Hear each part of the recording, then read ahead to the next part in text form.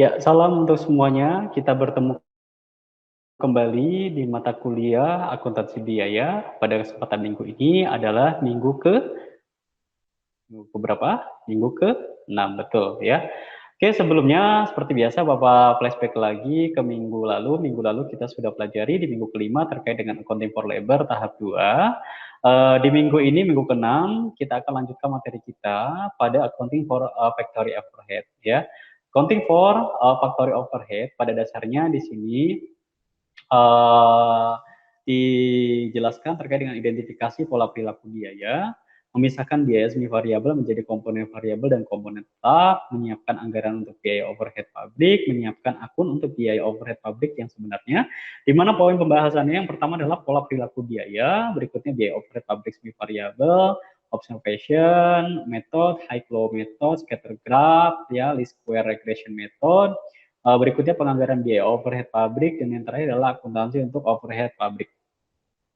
Perlu kalian ketahui bahwasannya accounting for factory overhead itu akan dibagi dalam 2 pertemuan, pertemuan minggu ini, minggu ke-6, dan juga akan disampaikan di periode minggu depan sebelum UTS, minggu ke-7, accounting for factory overhead bagian kedua. Oke, di minggu ke-6 ini coba kita akan pelajari dulu terkait dengan accounting for overhead ya, di mana factory overhead di sini untuk sesi pertama ya, bersama saya Bahtir Effendi. Kita coba akan analisa dulu apa itu overhead. Pada dasarnya biaya overhead adalah biaya yang sangat besar dalam perusahaan, baik itu perusahaan besar maupun perusahaan kecil. Biasanya memang capaiannya yang dikeluarkan untuk biaya overhead itu mencapai ribuan dolar setiap tahun, gitu ya. Jadi memang overhead ini nggak bisa diprediksi, kadang naik, ya kadang tinggi sekali, kadang stabil, kadang turun juga, tergantung daripada kegiatan operasional perusahaan. Biaya ini harus dialokasikan secara rasional ke semua pekerjaan yang dihasilkan selama periode tersebut. Makanya pada saat proses budgeting atau penganggaran itu biasanya ditambahkan 2-3% daripada budget normal. Tujuannya adalah untuk mengakomodir apabila terjadi kenaikan pada biaya-biaya overhead, gitu ya. Terus semua biaya yang dikeluarkan di pabrik yang tidak dikenakan biaya langsung ke produk jadi disebut sebagai overhead pabrik, ya. Jadi menurut Edward, overhead pabrik itu adalah semua biaya yang dikeluarkan di pabrik yang tidak dikenakan biaya langsung ke produk jadi. Jadi memang dia sifatnya supporting, biaya tersebut sebagai biaya pelengkap yang tanpa biaya overhead barang tersebut tidak bakal jadi. Contohnya di sini kalau seandainya pada saat proses produksi ya, biaya overhead ya berarti tarif listrik. Kalau seandainya overheadnya tinggi ya otomatis itunya ya harga tarif listriknya juga pasti akan tinggi. Begitupun untuk mesin, kalau seandainya sering dipakai untuk overtime, itu mesin akan lebih cepat haus ya, akan cepat haus dan pasti membutuhkan maintenance yang lebih intens dibandingkan kegiatan operasional produksi yang normal. Oke, berikutnya untuk overhead pabrik itu terdiri atas yang pertama bahan tidak langsung yang dikonsumsi di pabrik seperti lem ya dan paku dalam produksi mebel kayu dan minyak yang digunakan untuk memelihara peralatan pabrik ya. Memang minyak itu kan sebagai overhead pabrik ya, minyak licin untuk beberapa mesin-mesin yang memang harus diolesi minyak. Begitupun lem dan paku yang memang sifatnya supporting untuk perusahaan mebel dan kayu, di mana bahan utamanya memang kayunya sendiri. Terus yang kedua, semua biaya produksi tidak langsung lainnya seperti asuransi, ya itu juga masuk ke overhead, pajak properti dan penyusutan pada bangunan pabrik dan peralatan itu termasuk juga dalam overhead pabrik. Oke, berikutnya akuntansi untuk overhead pabrik. Di sini kita dalam mengidentifikasi pola perilaku biaya juga perlu mengetahui kira-kira overhead pabrik itu timbul kenapa. Kalau seandainya memang mesin A dengan mesin B ternyata jam kerja atau jam pemakaiannya sama, tapi mesin A lebih cepat rusak atau lebih cepat mengalami perbaikan. Kenapa? apa, kita bisa identifikasi. Entah itu memang materialnya atau memang penggunaannya memang tidak sesuai dengan standar, gitu ya. Terus yang kedua, memisahkan biaya semi variabel menjadi komponen variabel dan komponen tetap. Ya, Bapak jelaskan dalam. Menyiapkan anggaran untuk biaya overhead pabrik, menyiapkan akun untuk biaya overhead pabrik yang sebenarnya, memposting biaya overhead departemen pabrik ke departemen produksi. Yang berikutnya adalah terapkan overhead pabrik dengan menggunakan tarif yang telah ditentukan. Dan yang terakhir adalah menyiapkan akun untuk overhead pabrik aktual dan terapan. Oke, pola perilaku biaya pada dasarnya biaya variabel adalah biaya yang bervariasi secara proporsional terhadap perubahan volume. Jadi kalau volumenya naik, otomatis biaya variabelnya pasti naik juga. Nah, biaya variabel itu terdiri atas bahan langsung dan tenaga kerja tidak langsung yang diklasifikasikan sebagai biaya variabel yang tadi Bapak sudah jelaskan. Berikutnya adalah biaya tetap. Biaya tetap adalah biaya yang sama secara total apabila tingkat produksi meningkat atau menurun, total cost-nya atau biayanya tetap konstan. Biaya semi variabel atau biaya campuran memiliki karakteristik biaya gabungan antara biaya variabel dan dan biaya tetap itu masuk ke biaya semi variabel.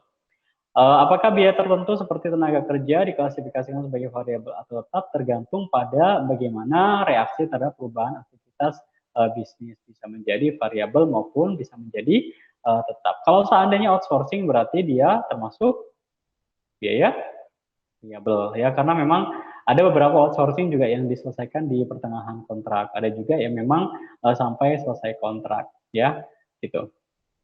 Nah, ini dia pola perilaku biaya ya, kalian juga sudah belajar di semester lalu mungkin di pengantar ekonomi mikro ya.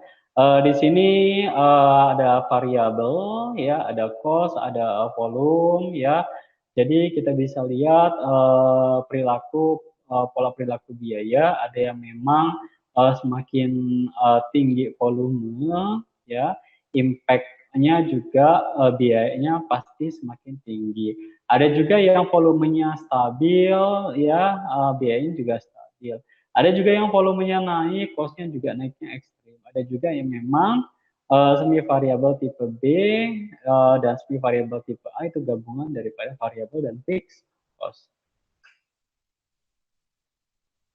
Oke, berikutnya biaya variabel. Oke. Itu terdiri atas indirect labor, indirect material, overtime premium, ya polishing, compound, depreciation on machinery, ya, employee, payroll tax, ya, pelumas, ya, pelumas daripada mesin, terus juga asuransi kesehatan karyawan, terus juga perbaikan mesin untuk tenaga kerja juga, terus vacation pay, janitor wage, dan lain-lain. Itu termasuk ke biaya variabel. Sementara biaya tetap seperti insurance, ya, depresiasi, property tax, sewa, ya, time manager salary itu termasuk dalam biaya tetap.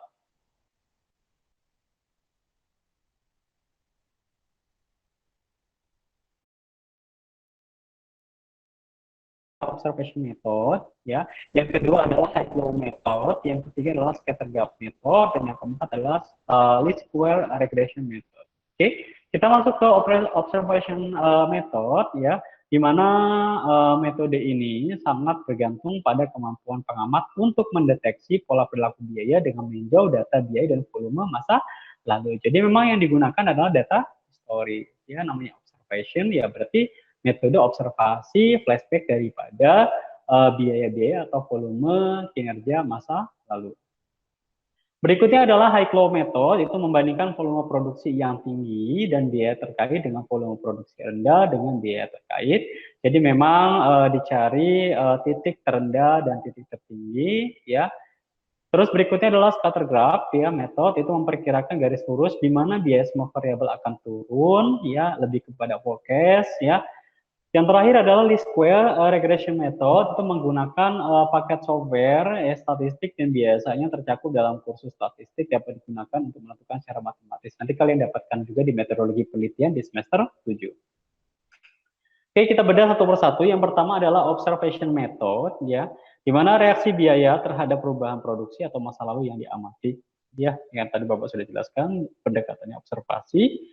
Keputusan dibuat untuk mengklasifikasikan biaya sebagai biaya variabel atau biaya tetap tergantung pada jenis perilaku biaya yang lebih mirip. Jadi memang ada yang bisa diklasifikasi sebagai variabel, biaya variabel, ada juga yang termasuk dalam biaya tetap tergantung daripada kondisi dan situasi di perusahaan itu sendiri.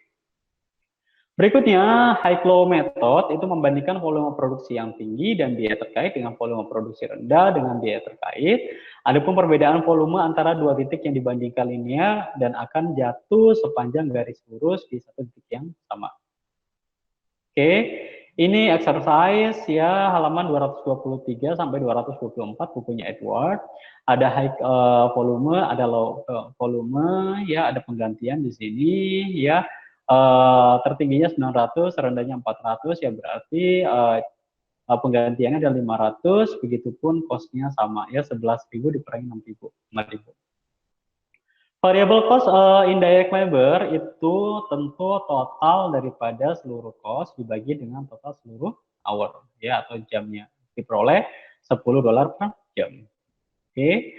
Berikutnya 400 hour dan 900 hour itu untuk yang rendah, dan yang tinggi kita pisahkan untuk cost-nya 6.000 dan 11.000. Variable cost-nya adalah $10 yang sudah kita tentukan di atas ya per hour-nya.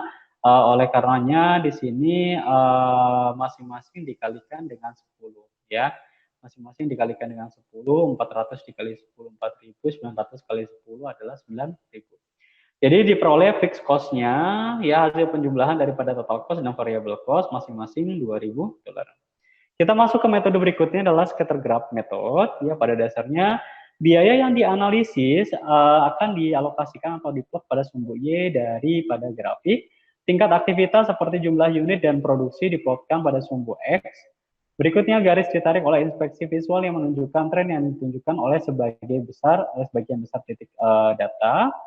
Titik di mana garis lurus memotong sumbu Y mewakili total biaya tetap, sementara biaya variabel per unit dihitung dengan mengurangkan biaya tetap dari total biaya pada setiap titik pada grafik dan kemudian membaginya dengan titik aktivitas untuk titik yang dibaca dari sumbu X.